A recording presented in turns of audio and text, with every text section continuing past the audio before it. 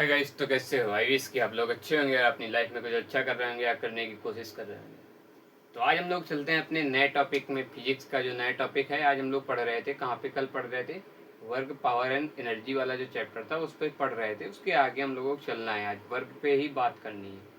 ठीक है, तो हम लोग उस पर मूव करते हैं और देखते हैं कि कैसे क्या कंडीशन बनती हैं। तो बिना देर किए हुए अपने टॉपिक पे चलते हैं। तो बेसिकली हम लोगों ने कल क्या देखा था? हम लोगों ने देखा था फिजिक्स का एक टॉपिक जिसका नाम था वर्क,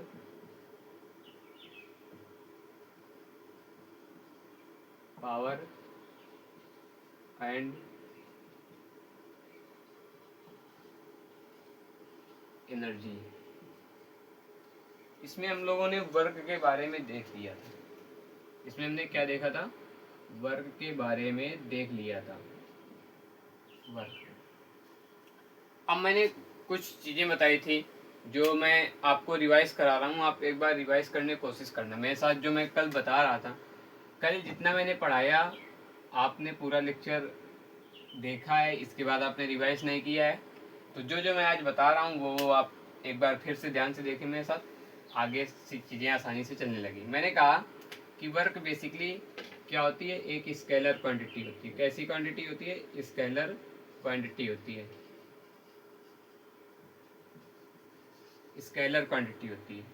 सेकेंडरी मैंने बताया कि वर्क जब स्केलर क्वांटिटी होती है और ये किससे निकलता है इसका यूनिट क्या होता है? वो होता है जूल। ठीक है, ये कौन सा यूनिट होता है? ये होता है एसआई यूनिट। और अगर मैं सीजीएस यूनिट की बात करूं, किसकी? सीजीएस यूनिट की बात करूं, तो वो निकल के आता है अर्ग। ठीक है, इसके बाद अब अगर मैं एसआई यूनिट पे ही निकालने जाऊं, तो सबसे पहली बात हमको पता क्या होनी चाहिए कि वर्क का जो फार्मूला होता है वो क्या होता है? वर्क का फार्मूला होता है डब्ल्यू बराबर, इधर ही लिख देते हैं, उधर डेरी न्यूमेरिकल वगैरह करने का मतलब। हमको पता है कि वर्क डब्ल्यू से रिप्रेजेंट करते हैं।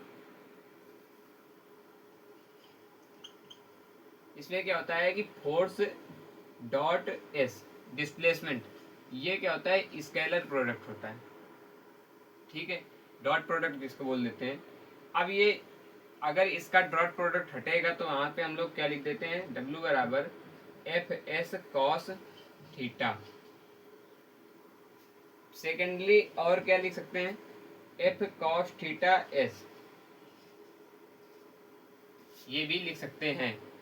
ये तीन फार्मूले मैंने बताए थे कि तीनों फार्मूले की वैल्यू क्या होती है? सेम ही होती है। ये कैसे आता है? अगर मैं एक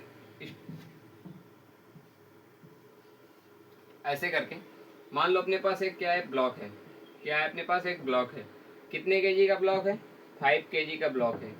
आपने क्या किया? इस पे कोई फोर्स लगाया जिसका वैल्यू कितनी है हमको नहीं पता है, मान लो एफ कोई फोर्स लगाया। ठीक है, और इस ब्लॉक की क्या हुई? आगे मूवमेंट हुआ, और इस ब्लॉक का आगे मूवमेंट होने के बाद ये ब्लॉक चल के कहाँ पहुँच गया? यहाँ पे पहुँच गया।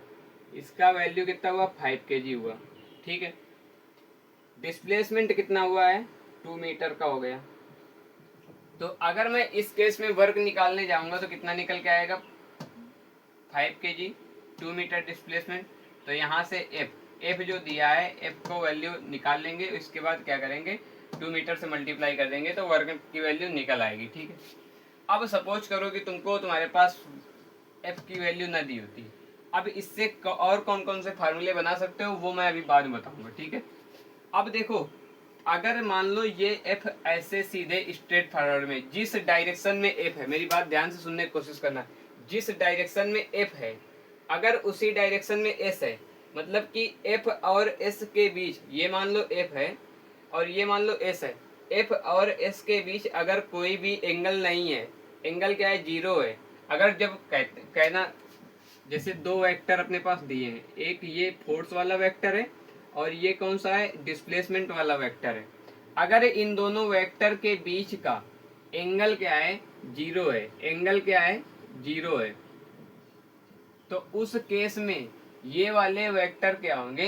इस वाले वेक्टर में अगर सॉल्व करेंगे, इसका वर्ग निकालने जाएंगे तो कौन सा फार्मूला लगाएंगे, ये वाला फार्मूला लगाएंगे, W बराबर एफ एस, ठीक है, एफ डॉट एस, या यूं बोल दो, लगाने को आप ये लगा सकते हो एफ एस कॉस थीटा, ये भी लगा सकते हो। अगर एफ एस कॉस थीटा लगाओगे तो वहां पे कॉस जीरो की वैल्यू रख दोगे, और कॉस जीरो की वैल्यू कितनी होती है, 1 होती है, तो उस केस में क्या निकल के आएगा, एफ एस निकल के आएगा, ठीक है। इतनी बात समझे, ये चीज हुआ। अब इमेजिन करो कि क्या हुआ कि अपने पास एक कंडीशन और बनी, जिसमें क्या था, अब ऐसा तो है नहीं कि जनरलाइज केस में फोर्स हमेशा सीधे ही लगेगा, इसके अलावा कभी फोर्स कुछ लग ही नहीं सकता है। तो एक केस और बन सकता है, जिस केस में क्या होगा कि जैसे मान लो एक कोई अपने पास ये 5 केजी का ब्लॉक है, ये 5 केजी का ब्लॉक है, इसमें क्या है कि ये 5 केजी का ब्लॉक यहाँ पे आ गया, कितने डिस्प्लेसमेंट में, मान लो इसने 1.5 मीटर का डिस्प्लेसमेंट ट्रेवल किया, ठीक है। अब मैंने क्या किया कि मैंने इस पे फोर्स ऐसे लगा दिया, ये इस डायरेक्शन में।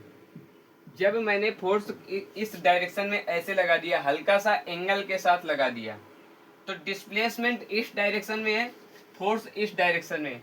अगर तुम मेरी बात ध्यान से सुनने की कोशिश करो, अगर तुम इस 5 केजी ऑब्जेक्ट को पॉइंट मास मान लो, क्या मैंने बोला, अगर तुम 5 केजी ऑब्जेक्ट को पॉइंट मास मान लो, पॉइंट मास कैसे मानते हैं, जैसे एक काम करो, इस मार्कर को तुमने क्या करो, इमेजिन करो कि इस मार्कर को तुम क्या कर सकते हो, तोड़ सकते हो। तोड़ने के बाद क्या करो कि इसको इतना ज्यादा मतलब कंप्रेस्ड कर दो कि ये छोटा सा बिल्कुल पॉइंट मास बन जाए। उसी तरीके क्या हुआ, इस 5 केजी जो मास ऑब्जेक्ट का मास है, इसको क्या करो, एक पॉइंट मास मान लो। पॉइंट मास जब तुम ऐसे मान लोगे, ठीक है, डिस्प्लेसमेंट इस डायरेक्शन में है, डिस्प्लेसमेंट किस डायरेक्शन में, डिस्प्लेसमेंट इस डायरेक्शन में है। इसके बाद ये जो एफ की डायरेक्शन डिस्प्लेसमेंट की डायरेक्शन के साथ कैसे कुछ एक एंगल के साथ झुकी हुई है, एंगल कितना है, एफ, थीटा है मान लो। तो जब एंगल थीटा है तो एंगल ऐसे लिखो, ये क्या है, ये है तुम्हारा एस, ये है तुम्हारा एफ, ये क्या है, ये है एस और ये है एफ, इनके इनके बीच में एंगल क्या है, थीटा है। इतनी बात समझ में आई होगी। मैंने अभी यहाँ पे कुछ नहीं किया, ये एस है, इस डायरेक्शन में गया, एफ है, इस डायरेक्शन में गया, इनके इनके बीच में एंगल क्या है, थीटा है। इतनी बात समझ में आई होगी। अब ध्यान से देखना, कंपोनेंट करने आने चाहिए, नहीं आते कंपोनेंट, मैं कॉर्नर पे लिखे दे रहा हूं, how to do component, how to do vectors component.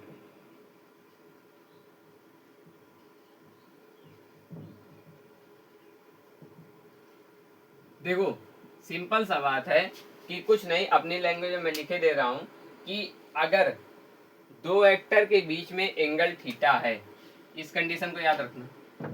एक कंडीशन ऐसे जब कोई चीज याद करनी होती है कि कैसे समझनी होती है, तो एक काम करते हैं कि जैसे मान लो ये एस वेक्टर है, ये एफ वेक्टर है, इनके बीच में एंगल थीटा है, तो एक कंडीशन याद रखो, तो थीटा किधर को आएगा, मतलब अब जैसे देखो, अब अगर इसका एक कंपोनेंट करोगे जो थीटा के साथ होगा, जैसे ये वाला क्या है, अगर एफ का कंपोनेंट करने जाते हो, किसका कंपोनेंट करने जाते हो, एफ का कंपोनेंट करने जाते हो, ठीक है, let's assume, yeah, let's we go to component, we go to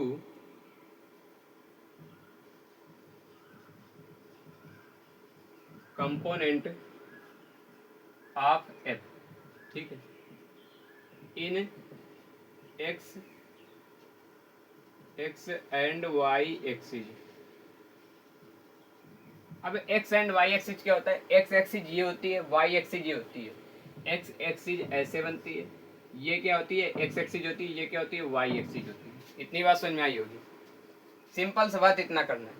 अब मैंने क्या किया कि let's we go to component of f in x and y axis. f के कंपोनेंट करना है x की तरफ, f का कंपोनेंट करना है y की तरफ, तो थीटा के साथ जो कंपोनेंट होगा वो हमेशा क्या निकल के आएगा, एफ कॉस थीटा निकल के आएगा। क्या निकल के आएगा, एफ कॉस थीटा। और जो थीटा के दूसरा वाला कंपोनेंट होगा वो क्या निकल के आएगा, एफ साइन थीटा निकल के आएगा। क्या निकल के आएगा, एफ साइन थीटा। इतनी बात सुनाई होगी। मैंने क्या किया कि जो कंपोनेंट था उसको कंपोनेंट करना कैसे देखा कि थीटा के साथ वाला जो कंपोनेंट निकल के आता है वो क्या निकल के आता है, एफ कॉस थीटा। और थीटा के जो पैरेलल परपेंडिकुलर वाला कंपोनेंट निकल के आता है, या थीटा के जो दूसरे साइड वाला कंपोनेंट निकल के आता है वो क्या निकल के आता है, एफ साइन थीटा। इतनी बात समझ में आई होगी, ठीक है। तो ये बात समझ आई। तो मैंने जब इसी सिचुएशन को एनालिसिस करके यहाँ पे रखा, तो इस सिचुएशन को एनालिसिस करके रखने के बाद क्या हुआ कि एफ कॉस थीटा इधर मिला, एफ साइन थीटा ऊपर मिला। ऐसे ही मिलेगा ना, F cos theta, F sine theta इधर मिलेगा और एफ कॉस थीटा इधर मिलेगा, एफ कॉस थीटा इधर मिलेगा, एफ कॉस थीटा इधर मिला, एस इधर मिला। तो F cos theta into S किया तो ये निकल के आया। यही क्या होता है, वर्ग का फार्मूला होता है। वर्ग क्या होता है, बेसिकली जिस डायरेक्शन में, अगर तुमसे कोई पूछ रहा है कि व्हाट इज वर्क, तो तुम देखो कि अगर कोई एक ऑब्जेक्ट है, पहली बात एक पर्टिकुलर वर्क नहीं होता। कहने का मतलब मेरे कि जैसे सपोज करो कि तुमसे ऐसे नहीं पूछेगा कि बताओ वर्क क्या है, उस वो पर्टिकुलर एक नाम देगा कि इस चीज का वर्क बताओ। जैसे मैं यहाँ पे बताऊं कि मेरे पास कई सारे फोर्स काम कर रहे हैं ना, जैसे एक एफ कॉस थीटा काम कर रहा है, ठीक है। तो यहाँ पे मैं तुमसे क्या पूछ सकता हूँ कि एफ कॉस थीटा का फोर्स वर्क बताओ, तो तुम क्या बताओगे, F cos theta into S बताओगे, ठीक है। इसी तरीके मैं तुमसे पूछूं एम जी का वर्क बताओ, तो एम जी का वर्क यहाँ पे कितना हो जाएगा, 0 हो जाएगा, क्योंकि डिस्प्लेसमेंट इस डायरेक्शन में, एम जी इस डायरेक्शन में, दोनों के बीच में 90 डिग्री का एंगल और cos 90 की वैल्यू 0 लिखाई थी। तो ऐसे करके निकालते हैं, ठीक है। इतनी बात समझ में आई होगी। तो ये एफ कॉस थीटा कैसे निकल गया ये भी मैंने देख लिया। अब इसके बाद मैंने एक चीज और बताई थी कि हमको कुछ वैल्यू याद रखनी होती है। जैसे if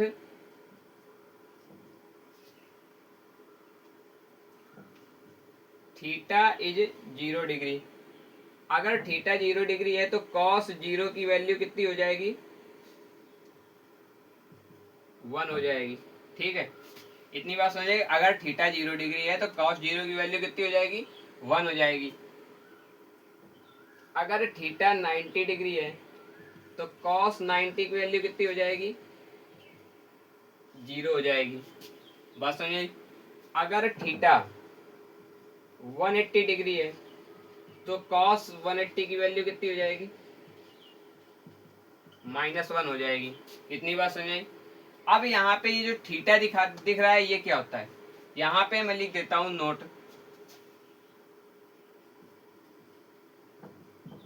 not theta is angle between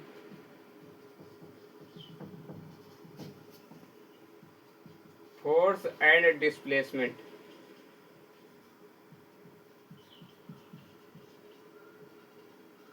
theta क्या होता है, एंगल होता है किसके किसके बीच का, फोर्स बल और डिस्प्लेसमेंट विस्थापन के बीच का क्या होता है, एक प्रकार का एंगल होता है।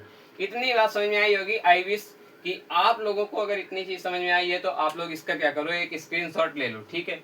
जिससे अब जब क्वेश्चन करना तो इस सारे पेज को नोट कर लेना, इसी से सारे क्वेश्चन बताऊंगा कैसे होते हैं, ठीक है। तो इसको नोट कर लो। इसके बाद आगे हम लोग चलते हैं अपने अगले टॉपिक की तरफ, ठीक है। तो मैं इसको इरेज करता हूं।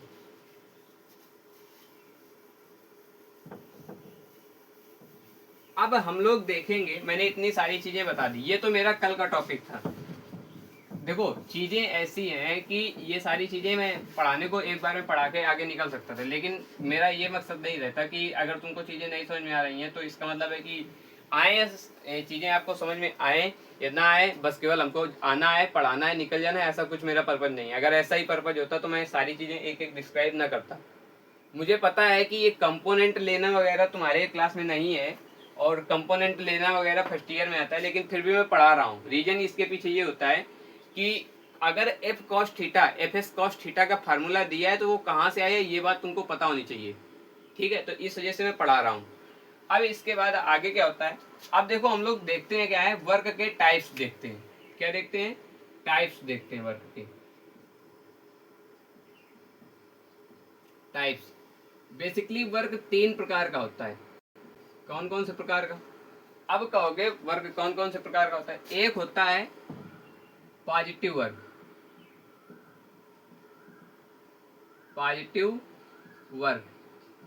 दूसरा होता है जीरो वर्क, तीसरा होता है negative work.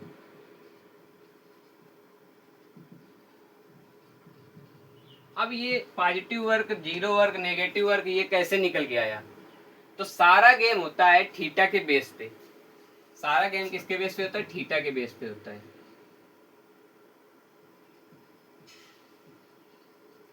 Based on theta. ये सारा गेम किसके बेस में होता है? थीटा के बेस में होता है। कैसे? लेट्स अज्यूम दैट, मान लो कि एक कोई अपने पास ऑब्जेक्ट है।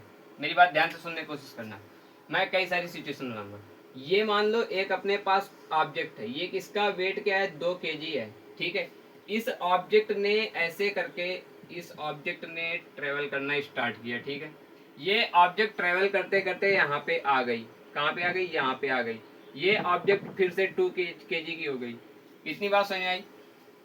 यहाँ पे एक फोर्स लगा, एफ, जो इसका क्या था? इसका फोर्स की वैल्यू क्या थी? एफ थी, ठीक है।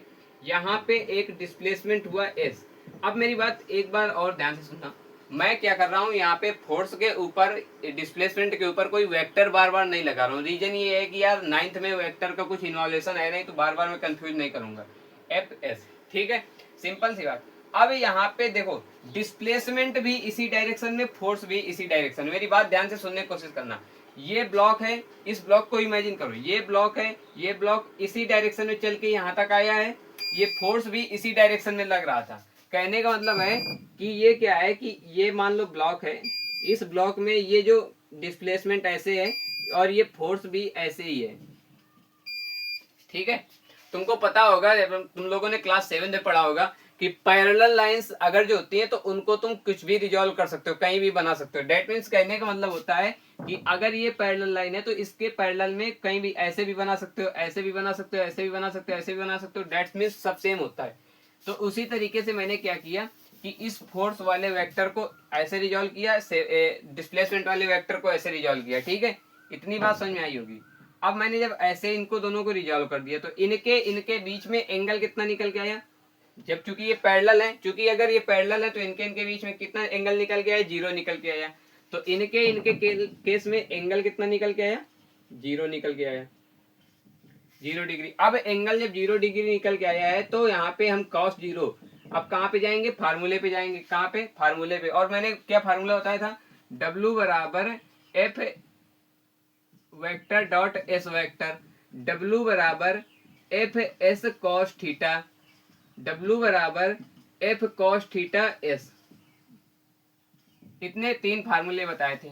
अब मैं इन्हीं फार्मूले में मैं क्या करूंगा? cos 0 की वैल्यू, cos थीटा बराबर क्या रखूंगा? cos 0 रखूंगा। जब मैं cos 0 रखने जाऊंगा तो W बराबर क्या निकल के आएगा? F S cos theta. F की वैल्यू क्या है? एफ ही है, एस है। cos थीटा, cos 0 रख देंगे इस जगह। और जब cos 0 रखने जाएंगे तो cos 0 की वैल्यू कितनी होती है? 1 होती है। तो cos 0 की वैल्यू क्या आ जाएगी? 1 हो जाएगी। डेट मीन्स वर्क कितना निकल के आएगा? वर्क बराबर एफ एस ही निकल के आएगा। अब अगर वर्क एफ एस निकल के आया है, फोर्स इंटू डिस्प्लेसमेंट निकल के आया है, तो ये क्या है? मैक्सिमम वर्क है ना। कैसे मैक्सिमम वर्क है? पॉजिटिव वर्क है पहली बार। तो पॉजिटिव वर्क कैसे है? मान लो कि एक ही डायरेक्शन में फोर्स लग रहा है, उसी डायरेक्शन में डिस्प्लेसमेंट हो रहा है, तो पॉजिटिव नहीं हुआ क्या? साइन भी तो पॉजिटिव है भाई। कैसे पॉजिटिव और नेगेटिव कैसे डिफाइन करते हो? नेगेटिव तब बोलते हो ना जब अपोजिट डायरेक्शन में कोई चीज आ रही थी। जैसे सपोज करो कि ये कोई एक अपने पास, ये एक v वेलोसिटी से जा रहा है, ठीक है। अब तुमने क्या किया? ब्रेक लगाना स्टार्ट किया। ब्रेक लगाने में क्या होता है? एक्सेलरेशन इस डायरेक्शन में आ जाता है। तो वेलोसिटी इस डायरेक्शन में, एक्सेलरेशन इस डायरेक्शन में, दोनों एक दूसरे के अपोजिट हो गए ना। और जब अपोजिट हो गए तो उसी केस की वजह से ही तो माइनस आता है, ठीक है। तो यहाँ पे क्या हुआ? दोनों जब सेम डायरेक्शन में हो तो उसी केस में पॉजिटिव आएगा। तो यहाँ से क्या हुआ? W बराबर एफ एस निकल के आया, पॉजिटिव वर्क निकल के आया, ठीक है। और यही तुम्हारा मैक्सिमम वर्क होगा। यही क्या होगा? तुम्हारा मैक्सिमम वर्क होगा। अब मैक्सिमम वर्क कैसे होगा वो अभी थोड़ी देर में क्लियर हो जाएगा। अब मैंने 0 वर्क बोला। 0 वर्क कैसे आएगा? 0 वर्क तब आएगा, 0 वर्क की भी सिचुएशन देखते हैं। मैंने क्या किया कि मैंने एक ब्लॉक लिया, सपोज करो कि ये कोई आदमी है, इस पे मैंने इसके ऊपर एक ब्लॉक रखा, ये आदमी क्या है कि धीरे धीरे धीरे धीरे करके इधर चला जा रहा है, ठीक है। ये ब्लॉक लेके इधर पहुंचा, ठीक है। इसने कितना ट्रेवल किया, इसने 5 मीटर मान लो ट्रेवल कर लिया, ठीक है। इसके ऊपर जो ब्लॉक रखा था वो 2 kg का ब्लॉक रखा था। अब तुम दिमाग लगा के देखना, ब्लॉक 5 मीटर इधर जा रहा है, 5 मीटर ब्लॉक इधर जा रहा है, ठीक है, बता दिया। वेट इसके ऊपर जो 2 kg का इधर रखा हुआ है। अच्छा, तो आदमी के ऊपर फोर्स किधर को लग रहा होगा, बात ध्यान से सुनना। आदमी के ऊपर अगर मैं बात करूं कि वर्क डन बाय मैन कितना होगा, वर्क डन बाय मैन कितना होगा बताओ। तो वर्क डन बाय मैन में हम लोग जाएंगे तो कैसे देखेंगे, आदमी किधर को जा रहा है, इधर को जा रहा है, फोर्स आदमी पे किधर को लग रहा है, इधर को लग रहा है। तो अगर मैं बात करूं तो दोनों की डायरेक्शन हो गई अपोजिट, सॉरी 90 डिग्री का एंगल आ गया। तो जब 90 डिग्री का एंगल आ गया तो उस केस में क्या हो जाएगा, cos 90 की वैल्यू कितनी हो जाएगी, 0 हो जाएगी, और उस केस में क्या हो जाएगा, 0 वर्क हो जाएगा। तभी तो बोलते हैं कि अगर कोई आदमी अपने सिर में कुछ रख के ले जा रहा होता है, जैसे कुली वगैरह होते हैं, तो अपने सिर में कुछ रख के ले जा रहे होते हैं, तो अगर कोई तुमसे पूछे कि बताओ इस कुली ने कितना वर्क किया है इस जगह से इस जगह तक आने में, तो बोल देते हो कि कुली ने 0 वर्क किया है। रीजन क्या होता है कि जो उस पे वेट रखा होता है वो नीचे की ओर लग रहा होता है, आदमी इधर को चल रहा होता है, ठीक है। मेरे कहने का मतलब है आदमी की चलने की डायरेक्शन ये होती है, वेट नीचे की ओर लग रहा होता है, वेट मतलब mg नीचे की ओर लग रहा है, डिस्प्लेसमेंट s इधर की ओर है। mg यही क्या होता है, यही तो फोर्स होता है, ठीक है। तो F नीचे की ओर है, S इधर को है, इनके बीच में एंगल कितना है, 90 डिग्री है। और जब किसी दो ऑब्जेक्ट के बीच का एंगल 90 डिग्री होता है तो 90 डिग्री बोले तो cos 90 की वैल्यू कितनी होती है, 0 होती है। तो W बराबर अगर मैं Fs cos थीटा में रखने जाऊंगा तो W बराबर Fs cos थीटा, cos 90 रख दोगे। जैसे ही तुम cos 90 रखोगे तो Fs cos 90 की वैल्यू कितनी होती है, cos 90 की वैल्यू होती है 0। तो जब cos 90 की वैल्यू 0 हो गई तो जब 0 से पूरे में मल्टीप्लाई करोगे तो क्या ही निकल के आएगा, 0 निकल के आएगा। कहने का मतलब होता है कि टोटल वर्क डन कितना हो जाएगा, 0 निकल के आएगा। तो वर्क डन 0 कब निकल के आता है, जब थीटा क्या होता है, 90 डिग्री होता है। जब थीटा क्या होता है, 90 डिग्री होता है। ऐसे लिख दिया, ठीक है, इतनी बात समझे। अब नेगेटिव वर्क डन कब निकल के आता है, अब नेगेटिव वर्क डन की सिचुएशन देखना। जैसे मान लो एक कोई ऑब्जेक्ट है, ये 2 kg की एक कोई ऑब्जेक्ट है, इस पे एक कोई फोर्स ऐसे लगा रहा है। अब इस ऑब्जेक्ट पे फोर्स ऐसे लगता चला जा रहा है, ठीक है। ये ऑब्जेक्ट यहां तक गई, ये अभी 2 kg की ऑब्जेक्ट है, फोर्स इधर को लग रहा है, ठीक है। ऑब्जेक्ट सपोज करो, एक मिनट, इस ऑब्जेक्ट का डिस्प्लेसमेंट किधर को हो रहा है, इस डायरेक्शन को हो रहा है। ऑब्जेक्ट का डिस्प्लेसमेंट इस डायरेक्शन की तरफ जा रहा है, ठीक है। फोर्स इधर की लग रहा है। कहने का मतलब है कि डिस्प्लेसमेंट जो है एस वेक्टर वो इधर को है और फोर्स वेक्टर क्या है, इधर को है। तो जब फोर्स वेक्टर और डिस्प्लेसमेंट वेक्टर के बीच में एंगल कितना हो गया, 180 हो गया। कैसे 180 हुआ, अब तुम्हारे मन में ख्याल आ रहा होगा ये क्या है, पैरेलल वेक्टर, तुमको पैरेलल दिख रहे होंगे, लेकिन जबकि पैरेलल नहीं है, ये क्या है, एंटी पैरेलल वेक्टर है। एंटी पैरेलल वेक्टर में क्या होता है कि जस्ट एंटी पैरेलल में थीटा क्या हो जाता है, 180 का हो जाता है। तो थीटा जब हो जाएगा तो यहाँ पे कितना हो जाएगा, 180 का एंगल हो जाएगा। और जब 180 का थीटा हो जाता है तो उस केस में क्या हो जाता है, एफएस कॉस थीटा। और जब कॉस थीटा की वैल्यू 180 रखते हो तो वहां पे कितना निकल के आता है, माइनस का निकल के आता है। तो इस वजह से क्या निकल के आता है, एफ एस, ठीक है। और ये क्या हो जाता है, नेगेटिव वर्क डन हो जाता है। क्या हो जाता है, नेगेटिव वर्क डन होता है। यहाँ पे क्या हो रहा था, पॉजिटिव वर्क डन हो रहा था, यहाँ पे क्या हो गया, 0 वर्क डन हो गया, यहाँ पे क्या हो गया, नेगेटिव वर्क डन हो गया। तो नेगेटिव वर्क डन के लिए क्या होता है कंडीशन, अगर नेगेटिव वर्क डन कब होगा। अच्छा, पहली बात ये नेगेटिव वर्क डन जो होता है यही तुम्हारा क्या होता है, मिनिमम वर्क डन होता है, ठीक है। अगर अब ये नेगेटिव वर्क डन होगा कब, अगर तुम्हारे पास मिनिमम वर्क, और मिनिमम वर्क की कंडीशन होती है क्या, कि थीटा क्या होना चाहिए, 180 होना चाहिए। और यहाँ पे मैक्सिमम वर्क की कंडीशन होती है थीटा क्या होना चाहिए, 0 डिग्री होना चाहिए। अब तुम कहोगे कि ऐसा कैसे मिनिमम, देखो मिनिमम वर्क जो है थीटा 180 पे ही आएगा। कैसे, देखो होता क्या है कि कॉस वाले ग्राफ में अगर तुम देखने जाओगे तो कॉस वाले ग्राफ में क्या होता है कि कॉस जीरो की वैल्यू कितनी होती है, 1 होती है। कॉस 90 की वैल्यू कितनी होती है, 0 होती है। कॉस 0 से लेकर के कॉस 90 की तरफ जाते हो तो तुम 1 से 0 की तरफ चल रहे होते हो। मेरी बात समझ में? कॉस 0 की वैल्यू 1 होती है, कॉस 90 की वैल्यू 0 होती है, ठीक है। तो कॉस 30 की वैल्यू कितनी होती है, तो कॉस 30 की वैल्यू माइनस के सॉरी कॉस 30 की वैल्यू √3/2 होती है, ठीक है। तो ऐसे ऐसे जब करके तुम चले जाते हो, cos 45 वैल्यू 1/√2 होती है, cos 60 वैल्यू 1/2 होती है, cos 90 वैल्यू 0 होती है। तो कहने का मतलब है कि जब तुम cos 0 से cos 90 की तरफ जा रहे हो तो डेट मीन्स तुम 1 से 0 की तरफ जा रहे हो।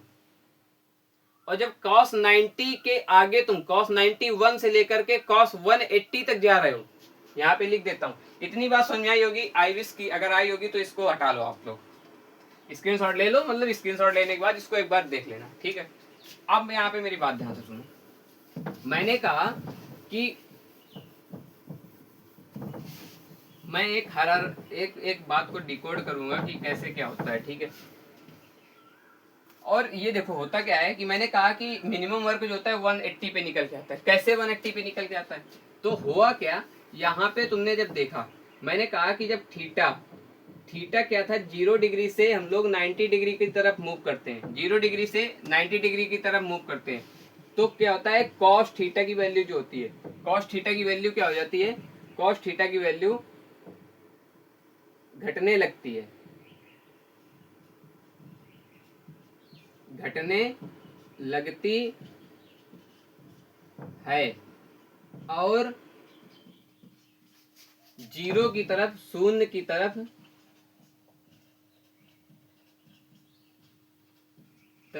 अग्रसित होती है।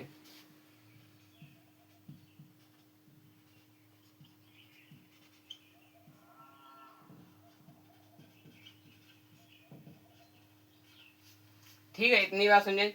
अब जब थीटा की वैल्यू तुम क्या करते हो, 91 से लेकर के, थीटा की वैल्यू 91 डिग्री से लेकर के 180 डिग्री तक चलते हो, तो यहाँ पे क्या होता है, थीटा की वैल्यू माइनस में चलने लगती है। यहाँ पे क्या होता है, थीटा की वैल्यू माइनस में चलने लगती है। और जो 180 पे आता है उस केस में कॉस थीटा, कॉस 180 की वैल्यू क्या होती है, -1 होती है, ठीक है। यहाँ पे 0 से तुम -1 की तरफ जा रहे हो। अच्छा एक बात बताओ, अगर तुम 0 से -1 की तरफ जा रहे होगे तो 0 आएगा, ठीक है। इसके बाद क्या आएगा, माइनस के 3/2, ठीक है, √3/2 आएगा, माइनस इसके बाद ऐसे ऐसे करके चले जाओगे तो आते चला जाएगा। मेरे कहने का मतलब है कि 0 से तुम -1 में जा रहे हो, तो उस केस में मिनिमम वैल्यू कितनी हो गई, -1 हो गई। -1 से तुम नीचे जा ही नहीं सकते हो, तो उस केस में -1 वैल्यू हो गई मिनिमम। तो इसी वजह से बोल देते हैं मिनिमम वर्क कहाँ पे आता है, 180 डिग्री पे आता है। इतनी बात समझ में आई होगी, ठीक है। और नेगेटिव वर्क भी तुम्हारा क्या आता है, अब इतनी बात समझ में आएगा ही अगर तो, ठीक है। अब मैं आगे चलता हूँ, थोड़ा और एक चीज बता देता हूँ, बस यहाँ से ये सारा चीजें हो जाएंगी फिनिश। अब मैंने कहा पॉजिटिव वर्क में मैक्सिमम वर्क कब आता है, जब थीटा 0 डिग्री होता है। 0 कब आता है, जब थीटा 90 डिग्री होता है। नेगेटिव वर्क कब आता है, जब नेगेटिव वर्क में मिनिमम वर्क कब आता है, जब थीटा 180 डिग्री होता है। लेकिन नेगेटिव वर्क कब आता है, नेगेटिव वर्क तब आता है जब क्या होता है, पॉजिटिव वर्क। अब देखो पॉजिटिव वर्क के केस में क्या होता है कि थीटा, पॉजिटिव वर्क के केस में थीटा की वैल्यू क्या होनी चाहिए, थीटा की वैल्यू 90 डिग्री से कम होनी चाहिए। मतलब कि theta is less than 90 degree, theta is less than 90 degree, ठीक है। Theta is less than 90 degree, तो उस केस में क्या निकल के आएगा, पॉजिटिव वर्क निकल के आएगा। लेकिन मैक्सिमम वर्क जरूरी नहीं निकल के आएगा, बात समझ। मैक्सिमम वर्क तभी निकल के आएगा जब cos थीटा 0 होगा, ठीक है। 0 वर्क कब निकल के आएगा, इस कंडीशन निकल के। नेगेटिव वर्क कब निकल के आएगा, नेगेटिव वर्क निकल के आएगा जब थीटा क्या होगा, थीटा की वैल्यू 90 डिग्री से ज्यादा होगी और 180 डिग्री के इक्वल होगी, 180 डिग्री के इक्वल होगी। तो ये क्या होगा, उस केस में क्या निकल के आएगा, नेगेटिव वर्क डन निकल के आएगा। कहने का मतलब है कि थीटा की वैल्यू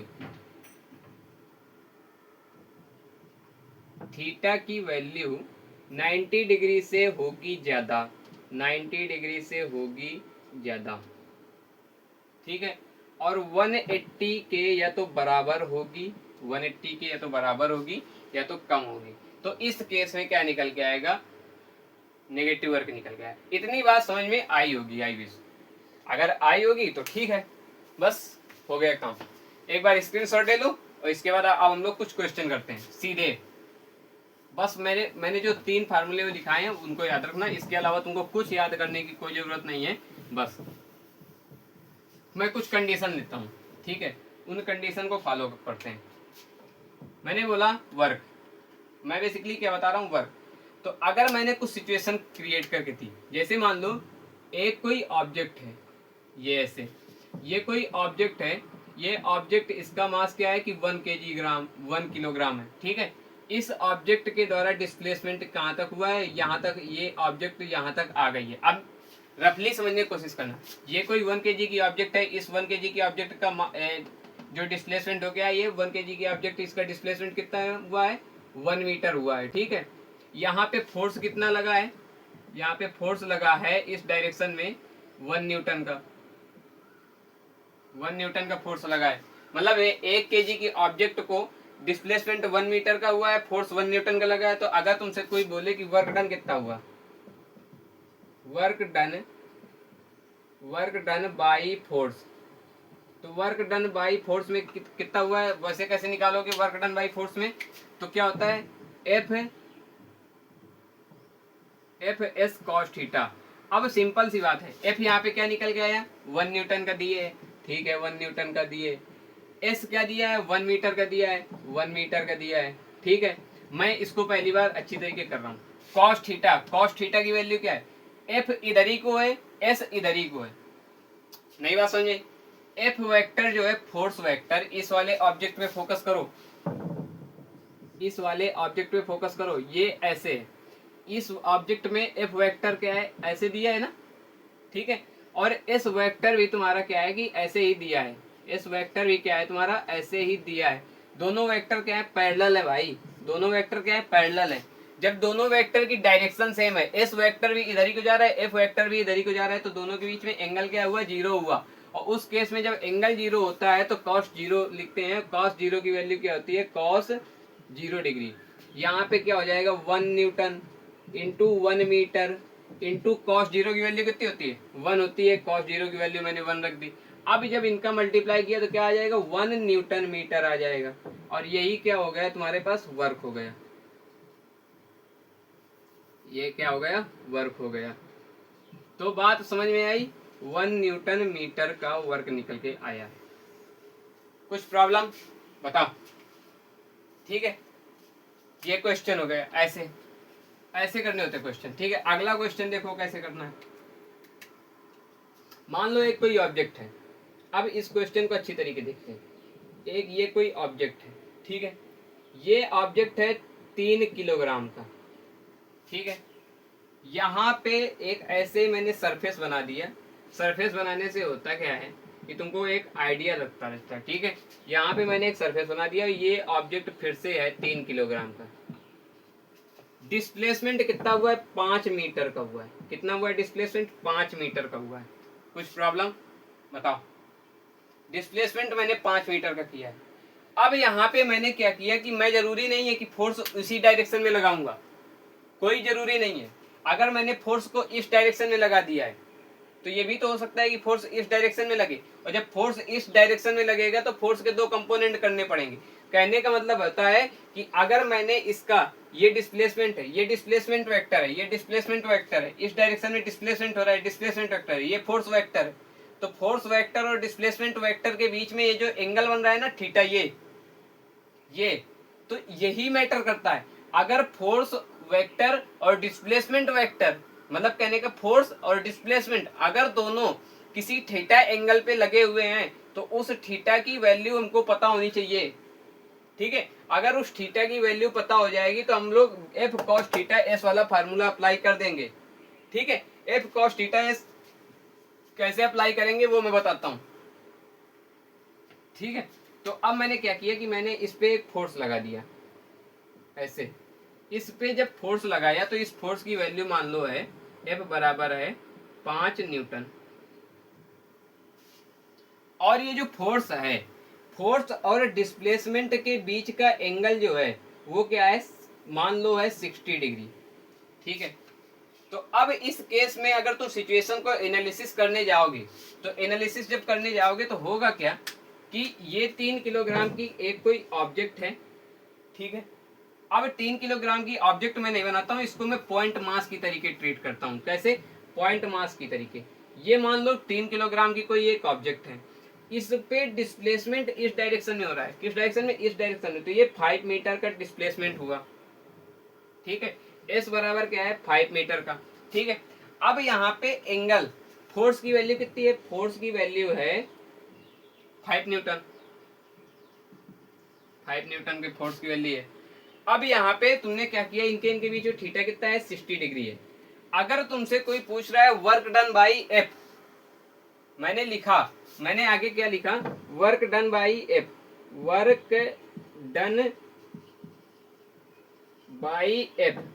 तो जब मैं वर्क डन बाई एफ करने जाऊंगा तो उस केस में क्या निकल के आएगा कि एफ और एस के बीच में एंगल थीटा आ गया है, जिस वजह से एफ के हमको दो कंपोनेंट करने पड़ेंगे, एक एक्स एक्सिस में, एक वाई एक्सिस में। और तुमको पता है कि जिस साइड थीटा होता है उस साइड का जो कंपोनेंट होता है वो क्या होता है, एफ कॉस थीटा होता है। और जिस साइड का थीटा नहीं होता है उसके परपेंडिकुलर, मतलब जिस साइड थीटा होता है उसके परपेंडिकुलर वाला कंपोनेंट होता है वो क्या होता है, फोर्स के, देख फोर्स के पैरेलल वाला कंपोनेंट। नहीं बात समझे? बताओ, ऐसे समझो, ये कोई फोर्स है, ये डिस्प्लेसमेंट है, ये एफ है, ये एस है। थीटा के साथ वाला जो कंपोनेंट होता है वो क्या होता है, एफ कॉस थीटा होता है। थीटा के अलावा जो कंपोनेंट होता है वो क्या होता है, एफ साइन थीटा होता है। इतनी बात समझ आई कि नहीं आई?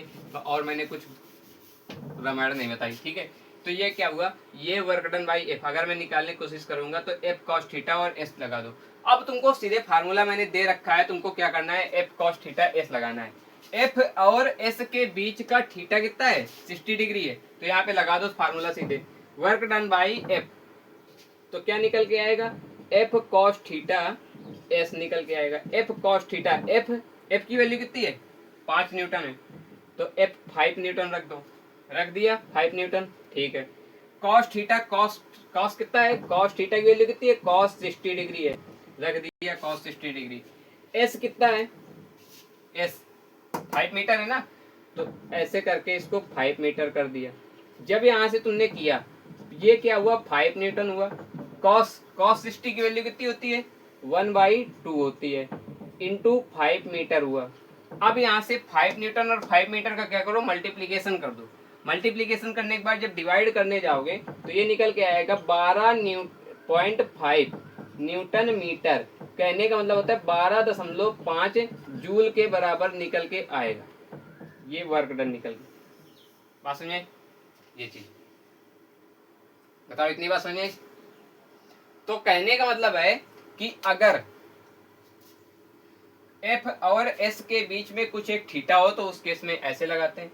अब कहोगे भैया ये एफ एस कॉस थीटा कहाँ से निकल के आया है, एफ एस कॉस थीटा कहाँ से निकल के आया, ये कहोगे।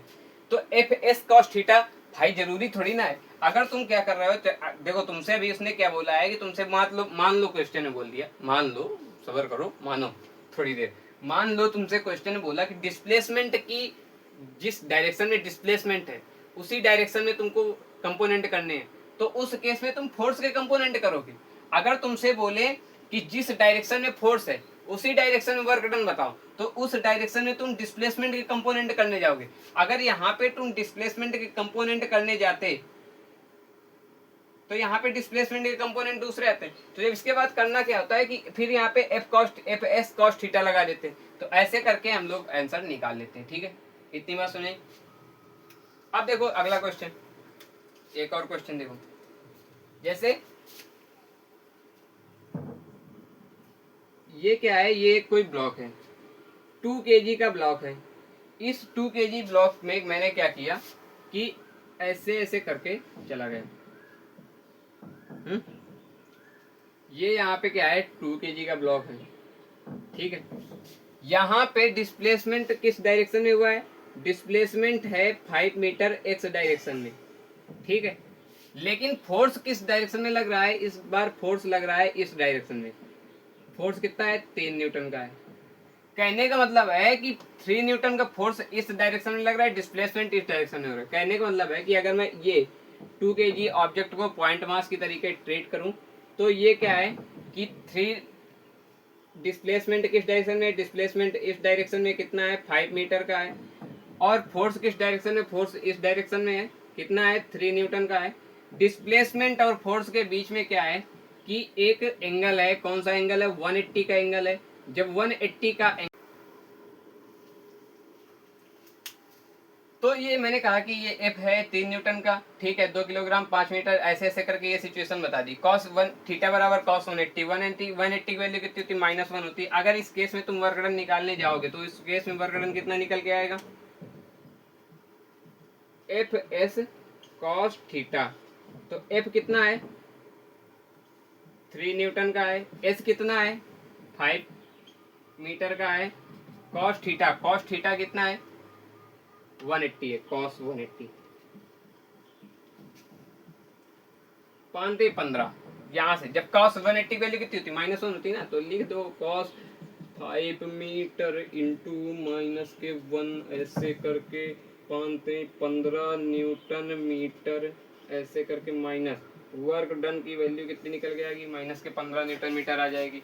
तो वर्क डन की वैल्यू कितनी निकल गई, -15 न्यूटन मीटर आ गई। मतलब कहने का कि वर्क डन क्या हो गया, नेगेटिव हो गया उस केस में, और ये वर्क डन मिनिमम भी हो गया, क्योंकि अब इससे ज़्यादा कम वर्क डन की तुम कोई कल्पना ही नहीं कर सकते। रीजन क्या हो गया, क्योंकि यहाँ पे थीटा 180 डिग्री हो गया। मैंने जब पिछले वाली स्लाइड में लिखा था कि जब थीटा 180 डिग्री हो जाता है तो वर्क डन मिनिमम मिल जाता है, अगर थीटा 0 डिग्री हो जाता है तो वर्क डन मैक्सिमम मिल जाता है, अगर थीटा 90 डिग्री हो जाता है तो क्या हो जाता है कि उस केस में वर्क डन 0 हो जाता है। पॉजिटिव वर्क डन कब मिलता है, पॉजिटिव वर्क डन मिलता है जब थीटा क्या हो, 0 डिग्री से बड़ा हो और 90 डिग्री से छोटा हो। तो उसके 90 डिग्री से छोटा हो तो उस केस में क्या हो जाता है, पॉजिटिव वर्क डन मिल जाता है। 0 वर्क डन जब थीटा 90 हो, और नेगेटिव वर्क डन कब होता है, जब थीटा 90 से बड़ा हो, 180 से बराबर हो या 180 से छोटा हो, ठीक है, उस केस में भी क्या हो जाता है, नेगेटिव वर्क डन मिल जाता है। इतनी बात समझ में आई होगी। और एक क्वेश्चन बन सकता है, अब देखो, अब क्वेश्चन कैसे घुमा सकता है, मैं तुमको क्वेश्चन घुमाना सिखाता हूँ, कैसे घुमाएगा वो क्या करेगा, वो तुमको फोर्स नहीं देगा, वो तुमको डायरेक्ट क्या दे देगा, मास दे देगा, और बोल देगा कि इस स्पीड से जा रहा है, इस एक्सेलरेशन से जा रहा है, ठीक है, इस स्पीड से इस एक्सेलरेशन से जा रहा है। तो इस स्पीड से इस एक्सेलरेशन से जा रहा है, तो कहने का मतलब है तो तुम फोर्स नहीं निकाल सकते। तुम देखो भाई, हमको पता क्या है, मैं इस बात को यहाँ पे लिख देता हूँ एक बार गांठ बांध करके इसको भी, कि हमको पता है कि वर्क बराबर क्या होता है, F vector dot S vector होता है। वर्क बराबर एफ वेक्टर की जगह तुमको क्या लिखा मिलेगा, एम हो सकता है कि एम दे दे और ए दे दे। जब एम ए दे देगा तो कहने का मतलब है कि एम एर पुट कर देना और इसके बाद एस वेक्टर की जगह एस रख देना। तो डेट इज तुम क्या करोगे, एम ए एस निकाल के लाओगे, ठीक है। मतलब कहने का एफ की जगह तुमको एम ए रखना होगा, बस इतनी बात सुनिए। अब हो सकता है तुमको डेल्टा पी की वैल्यू दे दे और डेल्टा टी की वैल्यू दे दे, ये भी तो तुमने कर लिया है लास्ट वाले चैप्टर में, कि अगर कोई एक ऑब्जेक्ट है वो फला फला स्पीड से चल रही थी और फला फला स्पीड में जाके क्या हो गई, रुक गई, और इनके बीच में गैप कितना हुआ, इस समय का गैप कितना हुआ, 5 सेकंड के अंतराल में। तो डेल्टा पी निकालना पड़ेगा, डेल्टा टी निकालना पड़ेगा, उनका जब डिवीजन करोगे तो वहां से फोर्स निकल के आएगा, जब फोर्स निकल के आएगा उसको फिर तुम क्या करोगे, डिस्प्लेसमेंट से मल्टीप्लाई करोगे तो तुम वर्क निकालोगे। बताओ, तो सारी चीजें हैं।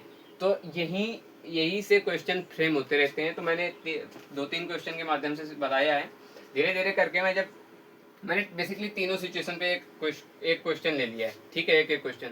अब जब तीनों सिचुएशन पे एक क्वेश्चन ले लिया है तो आगे अब हम लोग चलेंगे, तो आगे कल मैं बताऊंगा कि क्वेश्चन कैसे फ्रेम करते हैं, क्वेश्चन ट्रिकी कैसे बनते हैं, ठीक है। कल हम लोग क्वेश्चन फ्रेम करना सीखेंगे, फिर आगे हम लोग चलते चले जाएंगे, ऐसे अपने चैप्टर की तरफ मूव करेंगे। आई विश कि आप लोगों की चैप्टर समझ में आएगा। देखो, मैं एक चीज बता दूं तुमको क्लियर कट में, ठीक है। मेरा ये पर्पज नहीं होता कि मैं आऊँ इसके बाद लिख के चला जाऊँ। देखो, यहाँ पे चूंकि मैं वीडियो रिकॉर्ड कर रहा हूँ, डेट मीन्स इसका मतलब है कि वीडियो रिकॉर्ड करने में मेरे पास कोई बैठा नहीं है। तो मैं आऊँ, मैं लिख के चला जाऊँ, तुम्हारी समझ में ना आए, डेट मीन्स मतलब मेरी एनर्जी का खुद ही लॉस हो रहा है। और जब मेरी एनर्जी का खुद ही लॉस हो रहा है तो मैं अपनी एनर्जी क्यों खुद लॉस करवाना चाहूँगा। तो इस वजह से मैं क्या होता है कि हर एक चीज़ को डिस्क्राइब करने की कोशिश करता हूँ।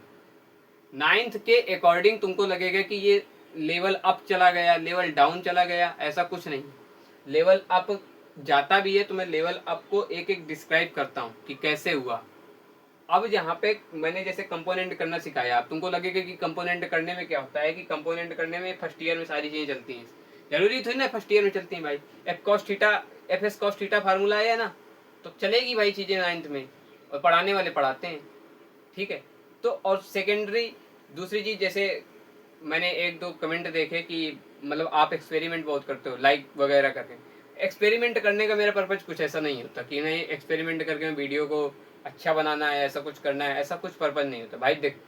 भाई देखो, एक्सपेरिमेंट करना सिंपल सी बात है कि मैं एक्सपेरिमेंट करता हूँ क्योंकि तुम लोगों की समझ में आ जाए। मेरा एक फंडा रहता है, तुम लोग क्लास 8 से क्लास 9 में मूव कर रहे हो, फर्स्ट टाइम मूव कर रहे हो। अगर तुम क्लास 8 से क्लास 9 में तुम फर्स्ट टाइम मूव कर रहे हो तो तुम बाइफर्गेशन करके अलग अलग सेपरेट चीज़ें अब पढ़ना स्टार्ट कर रहे हो। जहाँ फिजिक्स भी पढ़ रहे हो, केमिस्ट्री भी पढ़ रहे हो, मैं बायोलॉजी भी पढ़ रहे हो।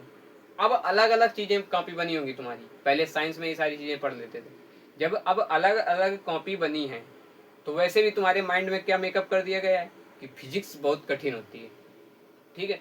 तो फिजिक्स जो बहुत कठिन होती है, जो तुम्हारा माइंडसेट बना हुआ है फिजिक्स बहुत कठिन होती है, फिजिक्स वो वही उसी माइंडसेट को ब्रेक करने की कोशिश कर रहा हूँ।